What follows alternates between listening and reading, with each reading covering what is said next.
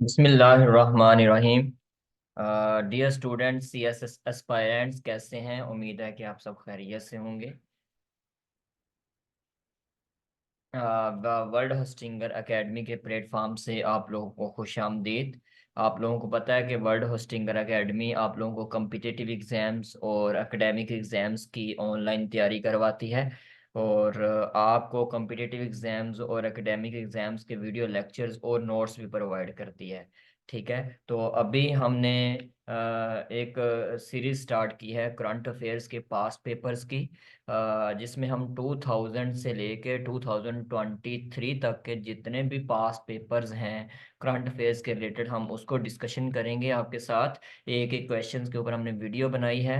आपको इससे क्या फ़ायदा होगा? सबसे पहली बात तो ये है कि आपको यहाँ से नॉलेज मिलेगा, इंफॉर्मेशन मिलेगी, पॉइंट्स बनाना आएंगे।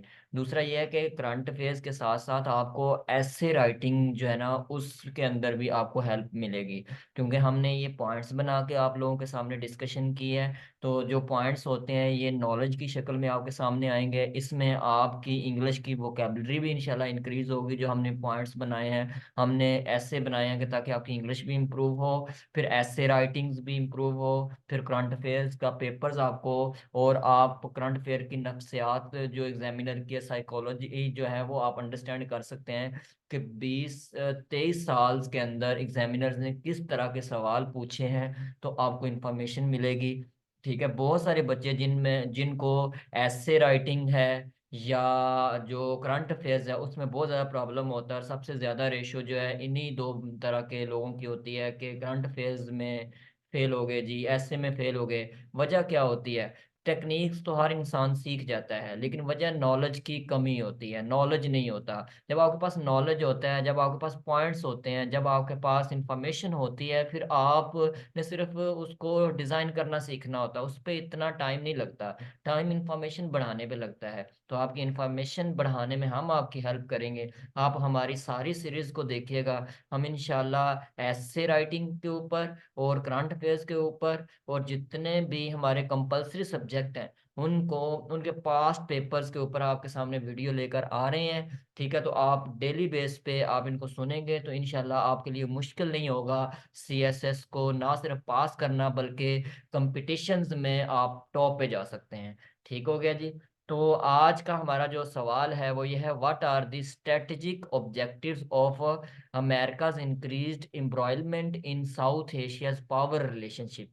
क्या कह रहा है? वो कह रहा है कि ये जो अमेरिका है, अमेरिका की स्ट्रेटजिकल ऑब्जेक्टिव्स क्या हैं, क्या मकसद है कि वो एशियाज पावर रिलेशनशिप्स के अंदर अपने आप को उलझा रहा है। एम्ब्रॉयलमेंट का मतलब उलझाना, इन्वॉल्वमेंट करना। उसको क्या गर्ज है, यानी वो साउथ एशिया के अंदर अपनी पावर क्यों रखना चाहता है?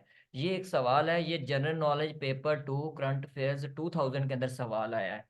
तो सबसे पहले अगर हम ये मैप देखें, मैप में आपको नजर आ रहा है, ये कॉन्टिनेंट भी नजर आ रहे हैं, जैसे कि ये एशिया है, ये यूरोप है, ये अफ्रीका है, ये नॉर्थ अमेरिका है, ये साउथ अमेरिका है। ठीक है, ये अंटार्कटिका है, और इस तरह ऑस्ट्रेलिया या ओशनिया है ये आपके सामने। ठीक है, तो अब ये देखें एशिया, हम बात कर रहे हैं साउथ एशिया की और अमेरिका की। आपको यहाँ आपको क्या नजर आ रहा है जी? एशिया है, और ये नॉर्थ अमेरिका के अंदर एक स्टेट है अमेरिका की। नॉर्थ अमेरिका एक कॉन्टिनेंट है, तो नॉर्थ अमेरिका के कॉन्टिनेंट के अंदर एक स्टेट है अमेरिका। उस अमेरिका की आगे 50 स्टेट्स हैं। ठीक है, तो ये देखें अमेरिका, अमेरिका के बाद यहाँ अटलांटिक ओशन आ रहा है, आपको नजर आ रहा है। अटलांटिक ओशन के बाद की अगर हम बात करें तो आपके साथ साथ यूरोप आ रहा है, और अफ्रीका आ रहा है, फिर मिडल ईस्ट आ रहा है, फिर एशिया आ रहा है, फिर ये देखें नॉर्थ अमेरिका आपका नॉर्थ अटलांटिक ओशन को भी क्रॉस करके, यूरोप और अफ्रीका को भी क्रॉस करके, मिडल ईस्ट को भी क्रॉस करके एशिया के अंदर, और एशिया में भी साउथ एशिया के अंदर अपने आप को इन्वॉल्वमेंट कर रहा है, एम्ब्रॉयलमेंट कर रहा है, उलझा रहा है। आखिर क्यों? उसका मकसद क्या है? मेरे ख्याल में आप मेरा सवाल इस मैप से समझ गए होंगे। सवाल समझ जाएंगे तो इंशाल्लाह आंसर लिखना भी बड़ा आसान हो जाएगा। ये आपको करंट अफेयर के हवाले से भी, करंट अफेयर हो सकता है ये ना आए, करंट अफेयर तो मौजूदा हालात के ऊपर भी ज्यादा होता है फोकस, लेकिन इसमें आपको एग्जामिनर की जो हमने सीरीज स्टार्ट की पास्ट पेपर को डिस्कस करने की, आपको एग्जामिनर्स की नफ्सियात पढ़ना आसान हो जाता है, आपके पास इंफॉर्मेशन कलेक्ट होना, पॉइंट्स कलेक्ट होना शुरू हो जाते हैं। ठीक है, तो चले हम स्टार्ट करते हैं कि क्या स्ट्रेटेजिक ऑब्जेक्टिव्स हैं अमेरिका के कि वो अपने आप को साउथ एशिया पावर रिलेशनशिप के अंदर एम्ब्रॉयलमेंट कर रहा है। यानी क्या उसको गर्ज है कि वो इतना सफर तय करके इधर एशिया के अंदर अपने आप को मतलब कदम जमाना चाहता है अपने। ठीक है, तो चलें स्टार्ट करते हैं। सबसे पहले आपके सामने आ रहा है जी, strategic objectives of America's increased involvement in South Asia's power relationship can vary depending on specific geopolitical circumstances and priorities. However, some overarching objectives might include, ये आपके सामने कुछ लिखे हैं। अच्छा, मैं एक सवाल आपको बता दूं, ये जो एनालिसिस है, ये जो बातें हैं, आपको पता है बातें जो किताबों के अंदर लिखी जाती हैं उसमें जो है ना बड़ी मतलब सिक्योरिटी के साथ लिखी जाती हैं। एक बात याद, जैसे पाक स्टडी, आपको पता है आपकी पाक स्टडी में जो आपके मौजूदा हालात चल रहे होते हैं उसकी रियलिटी नहीं लिखी जाती, यानी कुछ नेगेटिव पॉइंट्स नहीं लिखे जाते। तो मैंने भी इसमें इसको पॉजिटिव अंदाज में आपके सामने पेश किया है, आपकी राय मेरे पॉइंट्स के अगेंस्ट हो सकती है। ठीक है, तो अगर आपकी राय मेरे पॉइंट्स के अगेंस्ट हो सकती है तो आप जो अगर राय अगेंस्ट देंगे तो उसके दलाइल भी आप फिर उसी तरह पेश करेंगे। ठीक है, तो ये जो मैंने आपके सामने ऐसे लिखा है, ज़रूरी नहीं है कि आप इसको मेरे अंदाज में पॉजिटिव अंदाज में देखें, आप इस इन्हीं चीज़ों को इसके अपोजिट साइड पे भी देख सकते हैं। ठीक है, तो मैंने अपनी राय और एक ऐसे लिखा है विद दलाइल के साथ लिखा है। ठीक है, आप भी अगर इसके अपोजिट बात करना चाहते हैं तो अपने दलाइल के आर्ग्यूमेंट के साथ बात करेंगे। ठीक है, तो सबसे पहले अगर हम बात करते हैं तो काउंटर बैलेंसिंग चाइना, यानी अमेरिका जो है ये चाइना को काउंटर बैलेंस करना चाहता है।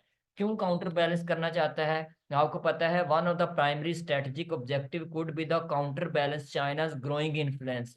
आपको पता है कि चाइना का जो ग्रोइंग इन्फ्लुएंस है इस रीजन के अंदर, साउथ एशिया के अंदर, वो बहुत ज्यादा है। कैसे ज्यादा है? मैं बताता हूँ। South Asia particularly country India, Pakistan और Afghanistan holds significant strategical importance in the broader Indo-Pacific region. By increasing involvement in these countries, the US aims to maintain its influence and prevent China from establishing dominance. यानी China इस time super power है तो अपनी वो power को dominant रखना चाहता है। तो इसीलिए, क्योंकि चाइना जो है ना इस टाइम इतनी जल्दी से प्रोग्रेस कर रहा है अपनी मतलब China growing influence south Asia के अंदर बहुत ज्यादा है। उसकी सबसे पहली वजह इकोनॉमिक इन्वेस्टमेंट है, यानी हमारे साउथ एशिया के इंफ्रास्ट्रक्चर्स के ऊपर वो इन्वेस्टमेंट बहुत ज्यादा कर रहा है, इस तरह अपनी ट्रेड को एक्सपेंड कर रहा है बहुत ज्यादा। आपको पता है कि साउथ एशिया की आबादी बहुत ज्यादा है, तकरीबन 2 बिलियन से भी ज्यादा है। तो जितनी ज्यादा आबादी होगी उतनी इन्वेस्टमेंट भी ज्यादा होगी, और उतने ही यानी चीजें जो गुड्स हैं उसका यूज भी ज्यादा होगा। तो अमेरिका जो सॉरी चाइना जो है ना अपना ट्रेड एक्सपेंशन यहाँ बहुत ज्यादा कर रहा है। ठीक है, इस तरह मिलिट्री कोऑपरेशंस बहुत ज्यादा है जिसमें मिलिट्री एक्सचेंज है, जॉइंट एक्सरसाइज है, डिफेंस पार्टनरशिप दे रहा है। ठीक है, अपनी मिलिट्री प्रेजेंस को का रोल अदा कर रहा है इस रीजन के अंदर। इस तरह डिप्लोमेटिक आउटरीच कर रहा है, यानी विजिट को हाई लेवल विजिट्स हो रहे हैं, डिप्लोमेटिक इनिशिएशन स्ट्रेंथ बढ़ा रहा है।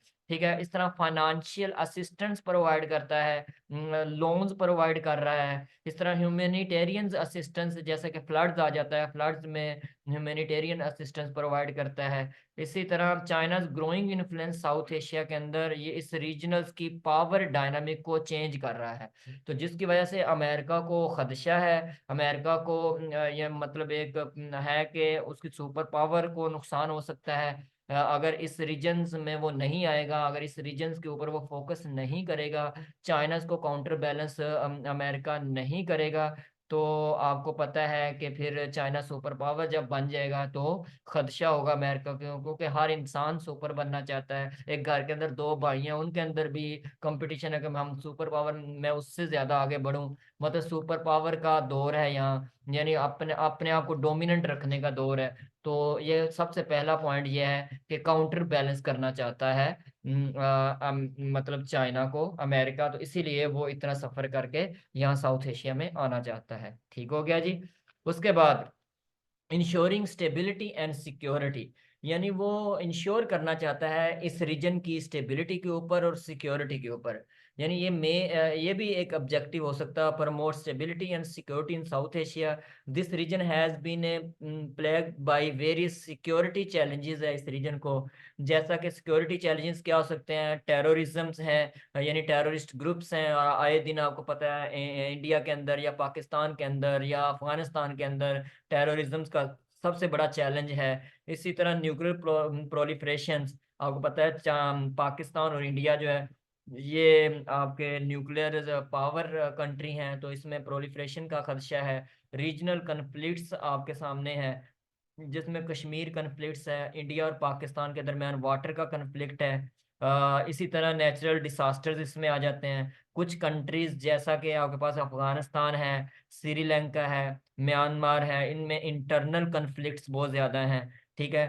तो ये जो मैंने आपको बताया कि ये सारी इंस्टेबिलिटी है, इनसिक्योरिटी है इस साउथ एशिया के अंदर, तो अमेरिका क्या चाहता है कि इस रीजन में स्टेबिलिटी हो, इसमें सिक्योरिटी हो। अब अमेरिका को स्टेबिलिटी और सिक्योरिटी से क्या फ़ायदा होगा?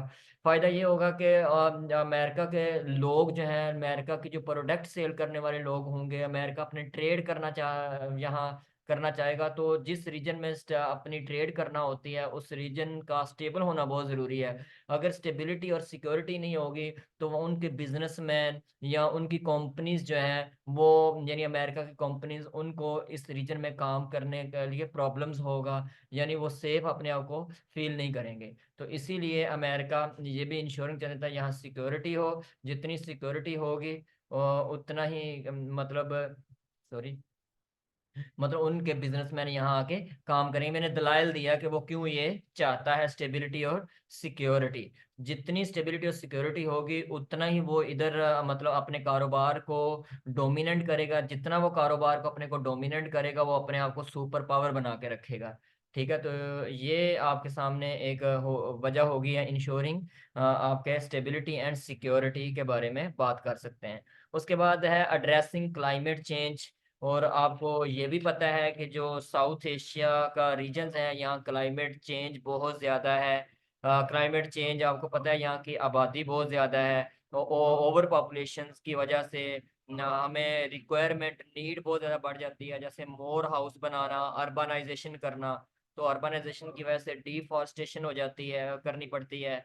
बर्निंग फॉसल फ्यूल्स है, इंडस्ट्रियलाइजेशन है, ट्रांसपोर्टेशन इंक्रीज हो जाती है, जिसकी वजह से क्या होता है, ग्रीन हाउस गैस जिसे कार्बन डाइऑक्साइड कहते हैं उसकी एमिशन बहुत ज़्यादा होती है।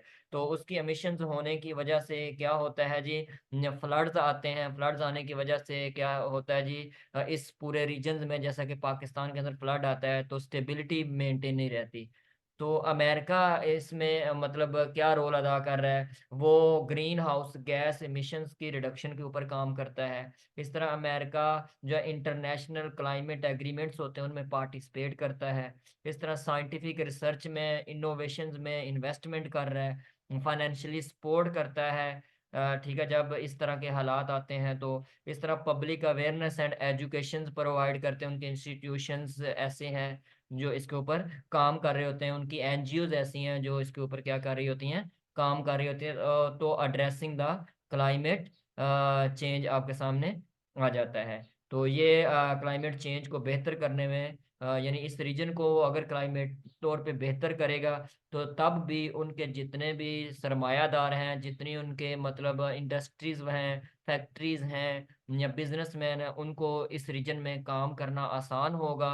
फिर इस काम से क्या होगा, उसकी कंपनीज को प्रॉफिट होगा। कंपनीज को प्रॉफिट का मतलब है कि जो अमेरिका है, अमेरिका की इकोनॉमिक पावर ज्यादा मजबूत होगी। तो जब इकोनॉमिक पावर मजबूत होगी तो इससे वो सुपर पावर बना रहेगा। तो सुपर पावर आज बनने के लिए अपनी इकोनॉमिक पावर स्ट्रॉन्ग करना होती है। आप भी अपनी इकोनॉमिक पावर आज स्ट्रॉन्ग कर लें। आपके पास पैसा है, दौलत है, तो आप कामयाब हैं। अगर आपके पास पैसा नहीं है, दौलत नहीं है, इकोनॉमिकली आप वीक हैं, तो आपका भाई भी आपसे नहीं पूछता, आपके रिश्तेदार आपसे नहीं पूछते, आपका दोस्त कोई नहीं होता।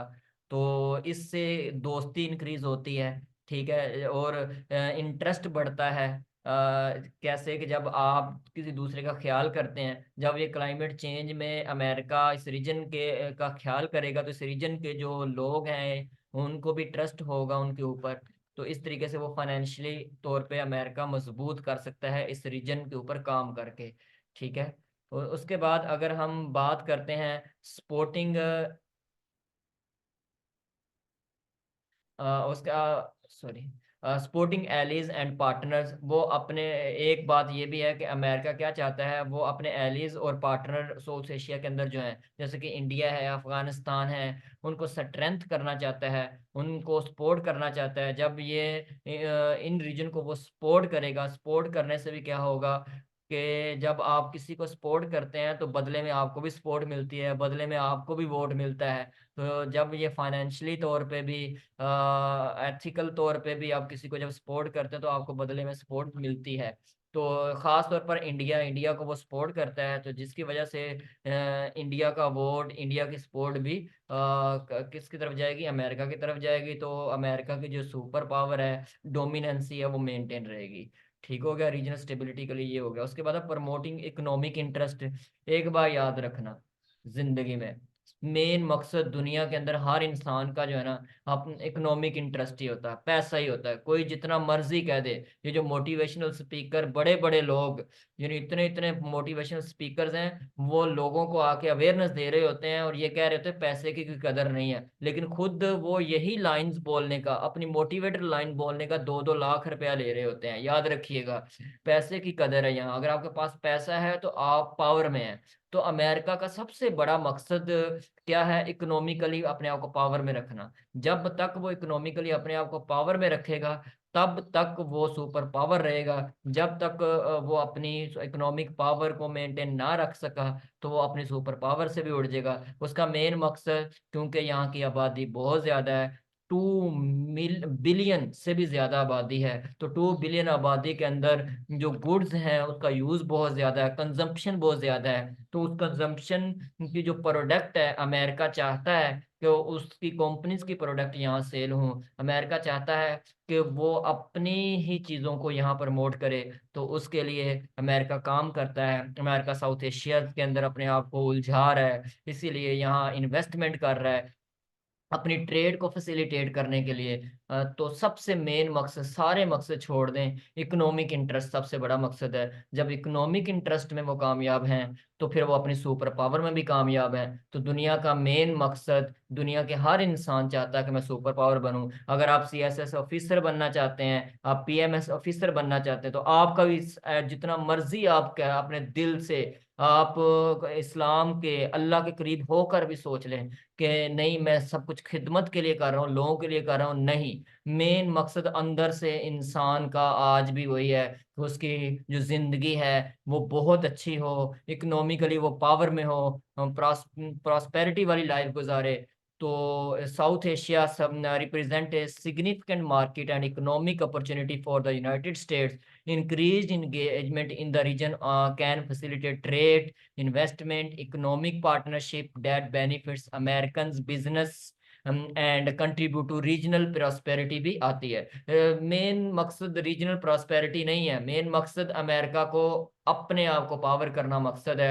यहाँ की आबादी को यूज करना, यहाँ की जितनी कंजम्पशन हो रही है, कंज्यूम हो रही है चीजें, उसको यहाँ अप्लाई करवाना मेन मकसद है। ठीक हो गया जी।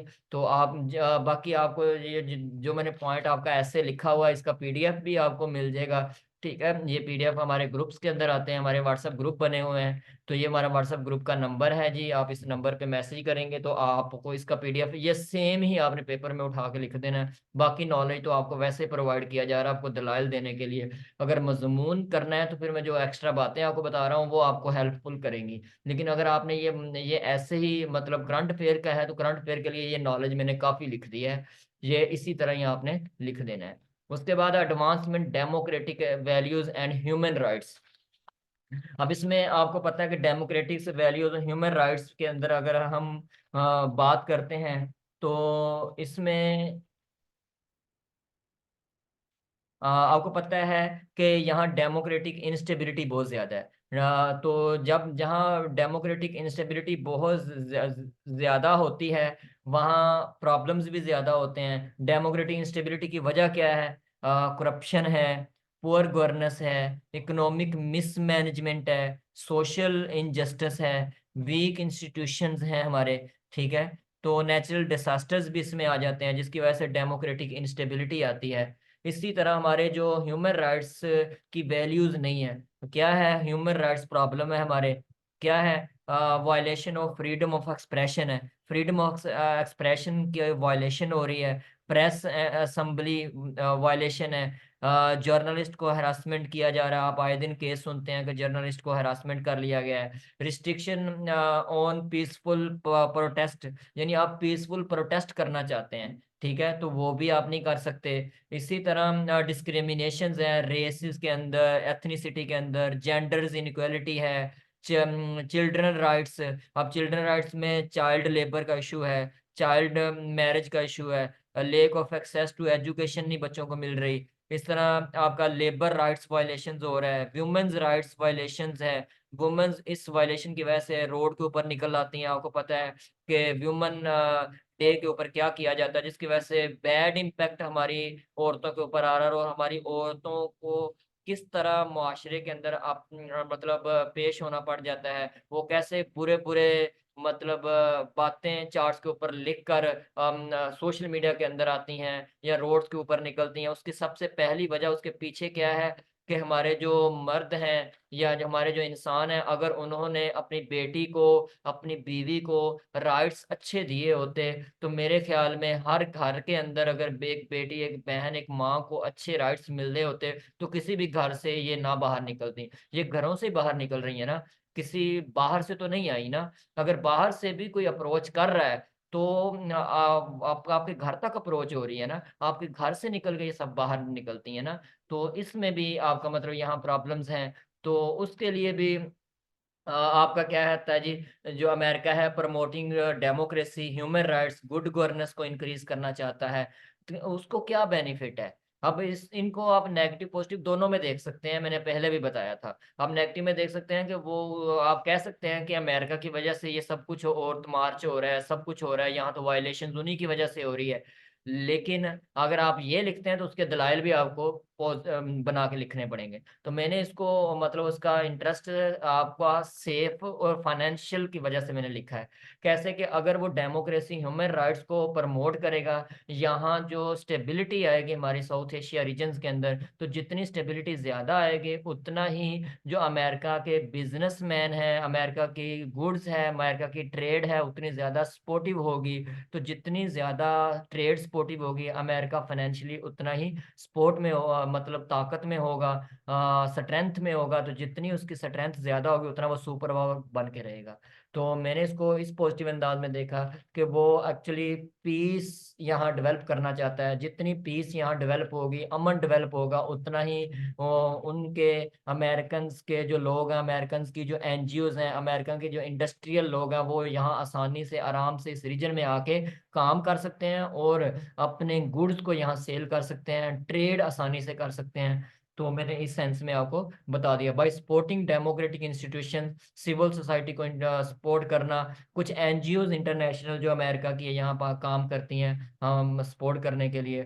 तो इसमें आपकी जितनी पॉलिटिकल स्टेबिलिटी ज़्यादा होगी उतना अमन होगा, जितने ह्यूमन राइट्स बेहतर होंगे तो उतना भी ज्यादा अमन, और एक मुआशरे के अंदर अमन उतना ज्यादा होगा। तो अमेरिकन लोगों को, अमेरिकन की एनजीओज को, अमेरिकन की इंडस्ट्रीज को यहाँ काम करना उतना आसान होगा। तो बेनिफिट क्या हुआ अमेरिका को, कि अमेरिका की एनजीओज, अमेरिका की इंडस्ट्रीज, अमेरिका के लोग जब यहाँ काम करेंगे तो फाइनेंशियली अमेरिका का जो जीडीपी है उसके अंदर मतलब इजाफा होगा। तो जिसकी वजह से वो फाइनेंशियली पावर में जाएगा। हमें तो फायदा होना ही है जो वक्ती तौर पे हो रहा है, लेकिन अमेरिका का मेन मकसद यही है कि आप फाइनेंशियली तौर पे मजबूत होना, फाइनेंशियली मजबूत होगा तो क्या होगा, सुपर पावर बना रहेगा।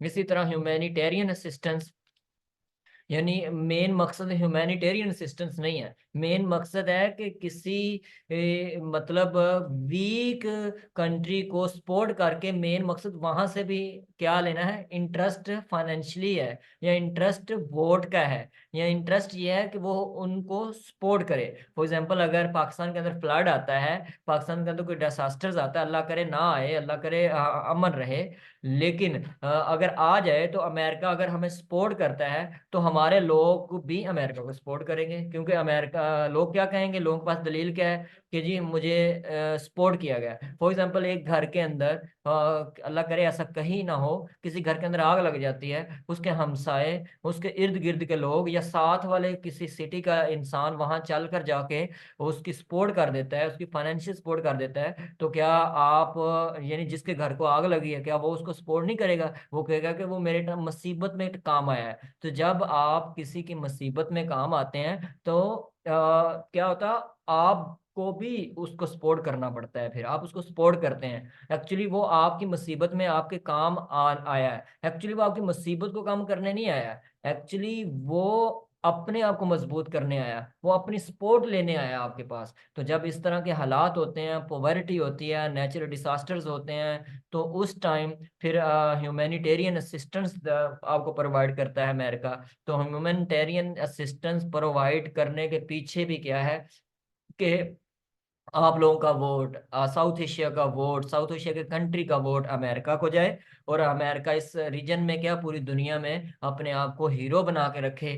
मेन मकसद सारे को समराइज करूं, सारे पॉइंट से यही रिजल्ट निकला है कि वो अपने आप को फाइनेंशियली पावरफुल बना के वो अपने आप को हीरो बनाना चाहता है। तो इस रीजन के ऊपर से ही उसने फाइनेंशियली पावर क्यों बनानी है, ये भी आपका सवाल हो सकता है। क्योंकि इस रीजन के अंदर रिसोर्सेज बहुत ज्यादा हैं। सबसे पहली बात तो यह है कि वो उन रिसोर्सेज को, जैसे कि ऑयल्स हैं, ऑयल्स का रिसोर्स है, इस तरह मिनरल्स के रिसोर्स हैं, उन रिसोर्स को वो यूज करना चाहता है। ठीक है, यानी वो अपनी उन रिसोर्सेज के ऊपर भी सुपर पावर बनाना चाहता है। जब वो उन रिसोर्सेज के ऊपर अपनी सुपर पावर बना लेगा तो वो उससे भी अपना फाइनेंशियली मतलब मकसद निकालेगा, अपने आप को स्ट्रोंग करेगा। तो इसलिए भी वो मतलब आपका इस रीजन के ऊपर उसने फोकस किया हुआ है कि अगर इस रीजन को काबू में ले लिया, इस रीजन के रिसोर्सेज को काबू में ले लिया, तो फिर क्या होगा कि फाइनेंशियली पावरफुल रहेगा। फिर जो चाइना काउंटर बैलेंस में रहेगा, क्योंकि इस टाइम चाइना उसको उसके कंपटीशन में है, तो चाइना को वो आगे नहीं आने देगा। तो मेन मकसद एट द एंड, अपने आप को फाइनेंशियली सपोर्ट कर लो। जब आप आपको फाइनेंशियली सपोर्ट कर लोगे तो आप हीरो बने रहोगे। तो अगर आपको ये मेरा लेक्चर अच्छा लगा है, आपको बातें अच्छी लगी हैं, आपको नेगेटिव मेरी बातें भी लगी होंगी, ये एक मतलब ऐसे था अपने आर्ग्यूमेंट्स के साथ, आप इसके नेगेटिव सोचना चाहते हैं तो आप आर्ग्यूमेंट दें। तो अ, अगर अच्छा लगे कमेंट्स भी ज़रूर करें, आप शेयर भी करें उन लोगों को जो बच्चे मतलब सीएसएस बनने के लिए, पीएमएस बनने के लिए अपनी फीसें अदा नहीं कर सकते। तो वो उनके लिए ये ऐसे राइटिंग करना और आपकी जो क्या कहते हैं करंट अफेयर की तैयारी करना आसान हो जाएगा, नॉलेज बढ़ेगा इंशाल्लाह। ठीक है, तो ये हमारा लेक्चर था। थैंक यू, आप लोगों ने टाइम दिया। इसमें अगर मैं जनरल नॉलेज की कुछ बातें करूं तो इसमें मैंने मैप बनाया, इस मैप से आपको जनरल नॉलेज की बातें निकाल सकते हैं। साउथ एशिया के अंदर आपको पता है कि आपकी जो है सार कंट्रीज आती हैं, वो एक जनरल नॉलेज का आपका सवाल आ सकता है। अब दूसरा ये हो सकता है कि इसमें नेपाल भी एक कंट्री है जो कि ओल्डेस्ट नेशन है, ये भी एमसीक्यूज कहीं आपसे पूछा जा सकता है कि साउथ एशिया या ओल्ड साउथ एशिया की ओल्डेस्ट नेशन कौन सी है। फिर ये भी सवाल पूछा जा सकता है कि साउथ एशिया का स्मॉलेस्ट कंट्री कौन सा है, तो वो मालदीव्स है। फिर आपसे ये भी पूछा जा सकता है कि कौन से दो कंट्री हैं जो कि क्या कहते हैं न्यूक्लियर पावर रखते हैं, वो इंडिया और पाकिस्तान इसके अंदर आ जाता है। ठीक है। तो मीन्स क्या है कि ये आप कुछ जनरल नॉलेज की बातें भी यहाँ से एमसीक्यूज की शक्ल में मिल गई। हमने करंट अफेयर का एक पूरा क्वेश्चन तैयार कर लिया और साथ इसमें हमें इंफॉर्मेशन मिल गई ऐसे लिखने के लिए। ठीक है। तो नेक्स्ट हम इंशाल्लाह नेक्स्ट सवाल के साथ मिलेंगे। शुक्रिया आप लोगों का, आप लोगों ने इतना वक्त दिया, और आपको भी अल्लाह कामयाबी दे, आमीन।